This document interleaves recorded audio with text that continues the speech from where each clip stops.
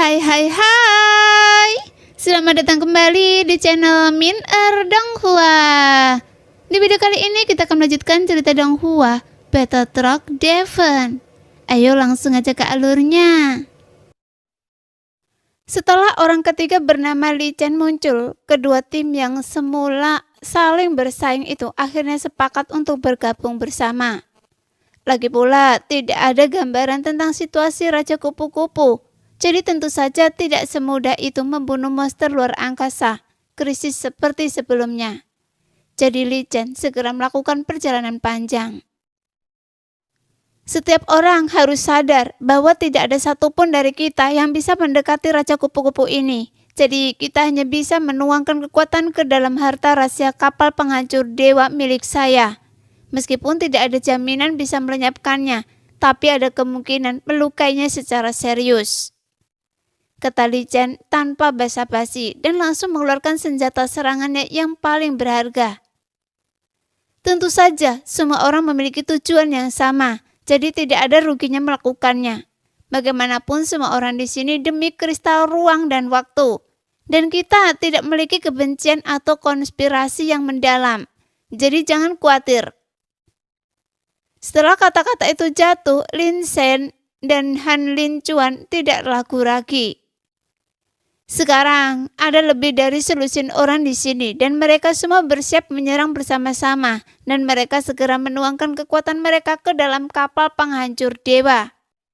Seketika kapal penghancur dewa milik Li Chen mengembang dengan lapisan-lapisan cahaya yang berputar di atasnya. Kemudian memunculkan lebih banyak lagi kapal penghancur dewa yang kecil. Semua orang dengan menyuntikkan kekuatan mereka terus-menerus yang membuat kapal jumlah penghancur dewa yang kecil itu jumlahnya semakin meningkat. Dari ratusan menjadi ribuan, kemudian menjadi puluhan ribu. Adapun banyak master yang melakukannya, kecuali 3 dewa abadi di tingkat ketiga. Anggota tim lainnya juga memiliki kekuatan yang kuat. Setidaknya mereka semua berada di tingkat dewa abadi. Jadi mereka bertindak bersama-sama. Maka kekuatannya akan menakjubkan. Selain itu, kapal penghancur dewa milik Li Chen juga memiliki kemampuan untuk mengumpulkan kekuatan semua orang, sehingga kekuatannya juga telah berkembang ke tingkat yang mencengangkan. Pada saat ini, Xiaoyan menatap kapal penghancur dewa dengan cahaya kemasan di matanya. Kelihatannya itu adalah harta karun yang cukup bagus. Xiaoyan bergumam sambil mencubit dagunya. Seolah-olah dia sedang memikirkan sesuatu. Anda harus memperjuangkan apa yang Anda sukai, karena jika Anda melewatkannya, maka Anda akan menyesal seumur hidup. Ye Beijing tiba-tiba berkata, saya tidak pernah melakukan hal-hal seperti membunuh dan merampok, kecuali dia memberikannya kepada saya dengan sukarela. Xiaoyan menggelengkan kepalanya dan berkata dengan serius. Meskipun itu kedengarnya baik, tetapi pada hakikatnya tidak ada bedanya. Mendengar itu, Ye Beijing tersenyum sambil menutup mulutnya dengan kedua tangan. Matanya yang berbentuk almond dan melengkung membentuk bulan sabit. Namun Xiaoyan berhenti berbicara dan melihat sekelilingnya, sepertinya sedang mencari sesuatu. Jelas, orang yang dicari Xiaoyan adalah Feng Xinchang dan kelompoknya. Secara logika, meskipun dia lebih lambat, dia seharusnya bisa mencapainya. Namun sampai saat ini tidak ada tanda-tanda kehadirannya setelah waktu yang lama. Jadi hal ini membuat Xiaoyan sedikit mengernyit. Bagaimanapun meskipun orang ini kelihatannya licik dan pengecut, tetapi sesungguhnya tidak ada seorang pun yang tahu perangkap mengerikan macam apa yang telah dia pasang. Di tengah pertempuran ketiga tim itu, Xiaoyan segera mengeluarkan dharma dari lengan bajunya, karena dia jauh lebih tenang daripada Goyan. Dan tampaknya dia bisa menyelesaikan formasi apapun yang dibuat. Selama dia memikirkannya, kali ini Xiaoyan berencana untuk mendirikan formasi pembunuhan yang besar. Adapun lokasinya itu tidak penting, tetapi dia perlu membuat beberapa pengaturan terlebih dahulu. Sekarang tidak masalah jika tidak digunakan, tetapi seandainya Feng Xinchang benar-benar melakukan penyergapan, itu akan membutuhkan sedikit persiapan. Tentu saja hanya satu formasi pembunuhan saja tidaklah cukup.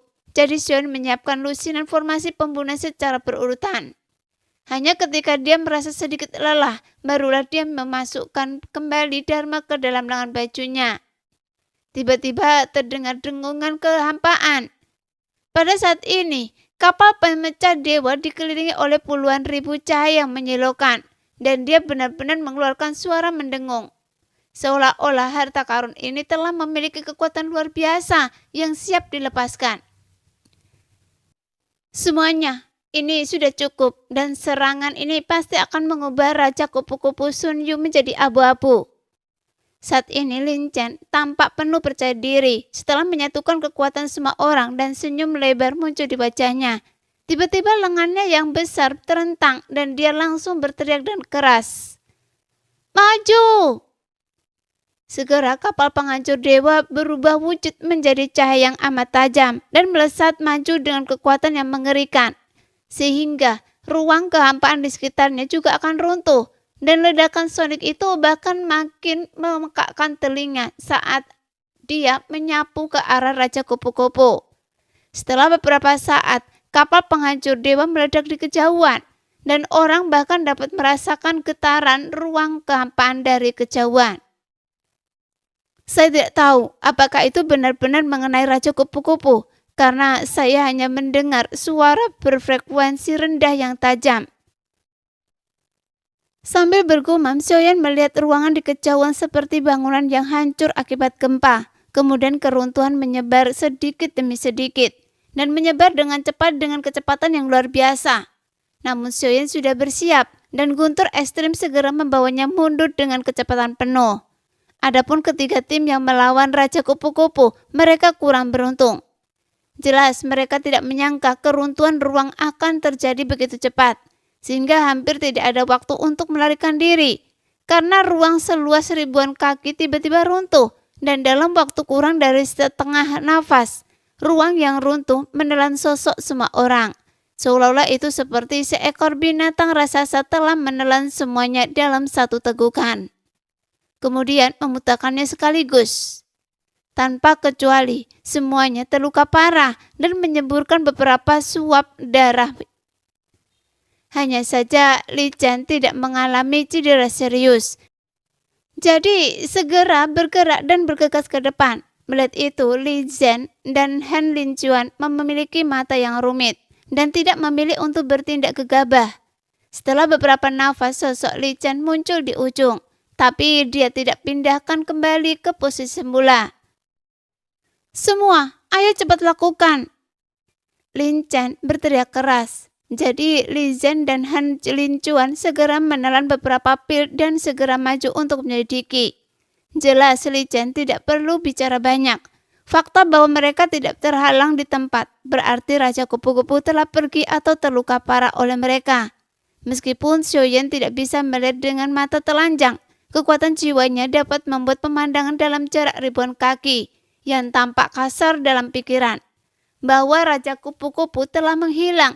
Dan apa yang muncul di hadapan mereka adalah cangkang kepompong besar, atau lebih tepatnya cangkang kepompong utuh. Raja Kupu-Kupu sedang tidur. Semua orang sekarang adalah waktu terbaik untuk membunuh sepenuhnya. Mendengar ini, semua orang mengangguk dan mulai menggunakan metode mereka sendiri untuk menyerang cangkang kepompong besar itu. Di bawah suara gemuruh dari serangan tiga tim itu, suara derak dan retakan tiba-tiba terdengar hampir bersamaan dengan itu. Kemudian sebuah cairan biru langsung mengalir keluar dari kepompong tersebut. Akan tetapi sebelum mereka benar-benar yakin bahwa Raja Kupu-Kupu telah tumbang, serangan mereka semua tidak berani mengendur sedikit pun dan terus mencoba menghancurkan semua cangkang kepompong yang menyebabkan cairan biru itu terus mengalir ke seluruh tanah. Namun, meskipun Raja Kupu-Kupu seharusnya berada di dalam kepompong, tetapi setelah cairannya telah terkuras habis, tidak terlihat ada apapun di dalam kepompong itu. Apa yang sedang terjadi? Di mana Raja Kupu-Kupu? Semua orang tampak bingung, tampaknya hanya ada cairan biru di dalam kepompong dan tidak ada Raja Kupu-Kupu. Sementara itu, Xiaoyan yang berada ribuan kaki jauhnya sedikit mengernyit. karena dia sedang menggunakan kekuatan jiwanya untuk menyelidiki. Pada saat mereka memecahkan cangkang kepompong itu, Xiaoyan memang merasakan hembusan nafas yang keluar darinya, meskipun sangat samar, bahkan nafas tersebut yang sangat lemah. Namun yang pasti itu memang ada sesuatu yang salah, karena alasan mengapa Raja Kupu-Kupu ini menjadi berbahaya dan terus ada tanpa punah. Itu sudah menunjukkan bahwa keberadaan ini tidak sesederhana, seperti yang dikatakan Feng Xinjiang. Dan Xiaoyan khawatir bahwa pertempuran sesungguhnya baru saja dimulai. Jika kita mundur terlambat sedikit, kita mungkin akan mendapat masalah. Xiaoyan berbicara. Dia memimpin Ye Beijing dan Xiao Yueli mundur 1000 kaki lagi. Namun ketika semua orang sedang bingung, cairan biru itu tiba-tiba meledak. Setelah kabut biru menyerupai awan jamur berbentuk, dia langsung menyelimuti semua orang. Dan sosok biru tiba-tiba muncul. Meskipun sosok ini kelihatannya seperti orang biasa, tetapi penampilannya aneh. Meski dia memiliki tubuh seperti manusia, tapi wajahnya seperti binatang. Dan alasan mengapa Xiaoyan bisa melihat penampilan sosok ini dengan jelas, karena dia muncul tepat di atas kepala Xiaoyan. Nah, demikianlah video hari ini. Terima kasih sudah menonton video Min sampai selesai. Sampai jumpa lagi di video selanjutnya. Bye-bye.